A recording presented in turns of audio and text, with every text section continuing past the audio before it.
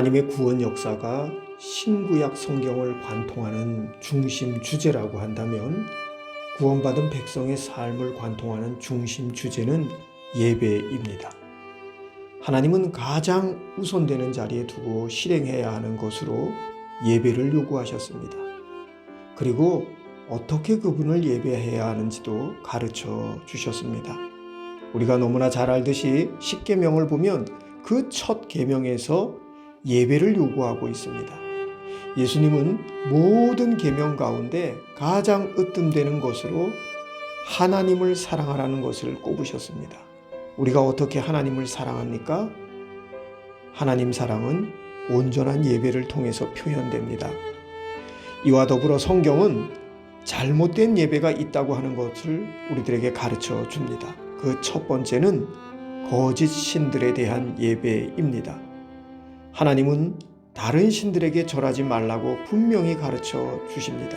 그분의 이름과 그분의 영광과 그분이 받으실 찬송을 우상에게 내어주는 것을 하나님은 허락하지 않으십니다.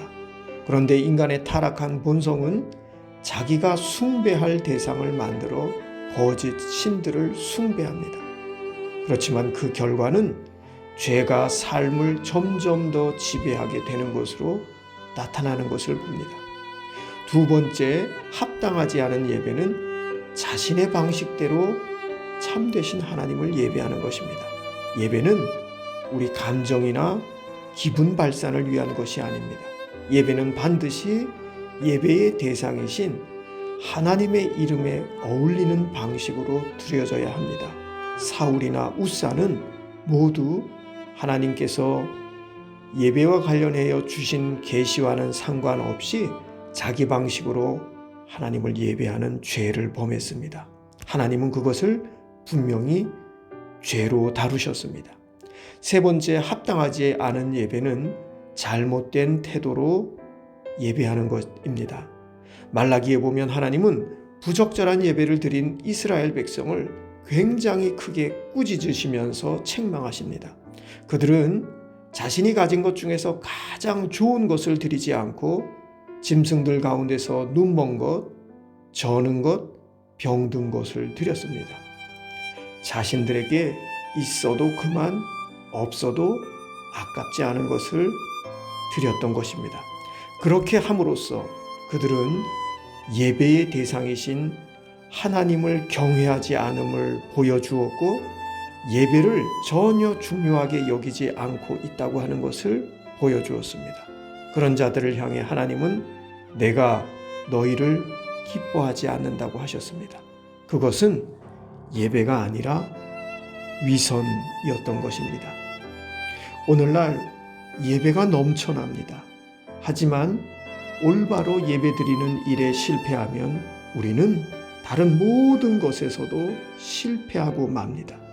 특별히 요즘에는 하나님이 아니라 예배자들을 만족시키는 것에 초점을 둔 그런 예배가 너무나 많습니다.